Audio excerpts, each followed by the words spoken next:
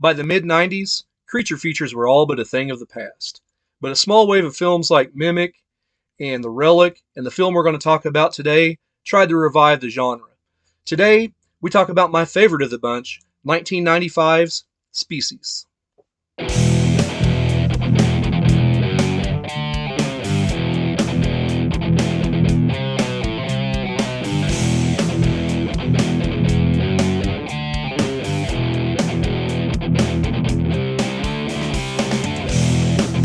So Species was directed by Roger Donaldson, who you might know from Dante's Peak and a little Tom Cruise movie called Cocktail. It features Natasha Henstridge in her first starring role. It also stars Michael Madsen, who was in every single film of the 90s. Of course, I get him confused all the time with Tom Sizemore, so that's probably why I think that. The film also stars Alfred Molina, Ben Kingsley, and Forrest Whitaker. So Natasha Henstridge plays this female alien that was created in this government lab with some alien DNA that was sent to them. And like all female predators, she's deadly and she's looking for a mate. The creature effects in this movie were created by H.R. Giger, who you might know from a little film called Alien, which is an amazing movie, and I'm going to review it on this channel one day. But he did an extraordinary job on this with the character of Syl. So Giger also designed this nightmare train sequence, which almost didn't make the film. You know, it shows Syl as a little girl, and she's having these nightmares of this train full of skulls, you know, chomping and coming at her. And the studio didn't want to use that because it was going to cost like $100,000. So Giger chipped in $100K of his own money, and it's a really cool scene. But it shows you how expensive these movies are to make, especially in the time in the 90s, when they had to do that practically, because the scene lasts just a very finite amount of time. But it's a pretty cool scene nonetheless. So basically, Syl escapes the lab as a young girl, played by Michelle Williams, who 3 years after this would go on to be in Halloween H2O. So, there's a little side note for you. And she gets on this train and makes her escape. And after a really gruesome cocoon scene, where the little girl comes in and there's a train attendant that comes in and the cocoon gets a hold of her and everything, she comes out a full-grown Natasha Henstridge. And every heterosexual male loved that scene. So our team of aforementioned actors go out hunting for Syl, and she's just leaving a bevy of bodies in her wake. There's that one scene that I think in like 1996 it won Kiss of the Year at like the MTV Movie Awards. I remember watching that, and it's the scene where she kisses the guy from the club, and her barbed tongue comes out the back of his head. That's a really cool scene. There's this really elaborate scene where she fakes her own death, and she takes this girl hostage and cuts off her thumb and everything. She's got all this gas, and it took a lot of thinking, especially for someone who was an alien coming to our planet. I was really amazed that she could come up with that plan on her own, but then the whole thing's kind of for naught, because after our team goes, well, she's dead, she goes back to her hotel room and she cuts off her hair and dyes it brown, and then she goes right back to the same club that all of our team is at, and nobody is any the wiser. And I thought, this is the same woman, same face and everything, and they can't make out that it's Syl. But anyway.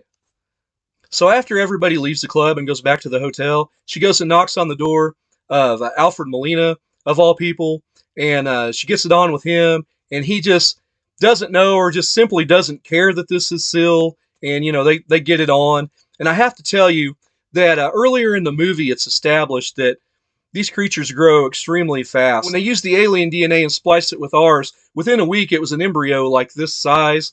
So she can automatically feel when she's impregnated, after this sex scene and everything. But that's when Marge Hellenberger and Michael Madsen's characters next door, who are doing the same thing, actually hear Melina's screams, and they go in, and of course Syl takes off, and now she's with child, so they only have a certain amount of time to find her. So they go down into the sewer, and a couple of our people die chasing after Syl, and she ends up giving birth kind of in this little cave-like area with all this oil and everything. And the little boy's got this tongue that is kind of like a frog, only it's like a dart, and he's killing mice and everything, and just right out of the womb. And that's where we have our final confrontation that I won't talk too much about. Don't really want to spoil it for you in case you haven't seen it. So what did I like about this movie? Woo! Natasha Henstridge. I think she was like 22, 23 years old at this time. Oh, mama, let me tell you. To a boy who was like 15 or 16 years old at this age, heck, to a man who was like 50 years old at this age, she was just every man's dream, let me tell you. And she was really good in this film. But as far as her acting ability and everything, they didn't give her too much to do. But the scenes where she's being really sly and cunning, she does that really well, besides looking beautiful. So while she could have been a knock against this movie, she was actually a positive for me. Most of the team I liked pretty well. I'm on the fence about Forrest Whitaker's character. He was really strange. He was supposed to be this empath, like he felt things. He felt Sill's emotions, or sometimes he could tell where somebody was by something that had happened. And at times I liked it, and at times I'm like, well, that was kind of goofy. But I don't know how you would write an empath without making it just, kind of goofy. So in a way, he did a good job, but, it was what it was. I really liked the action scenes. There were some good things there, like when she fakes her death going down that hill. And once again, I really liked the character design. H.R. Giger did a good job, and the production team did a really good job bringing his views and everything to life. As far as dislikes in this movie, it's all in the last 15 minutes for me. I love the movie up until that point.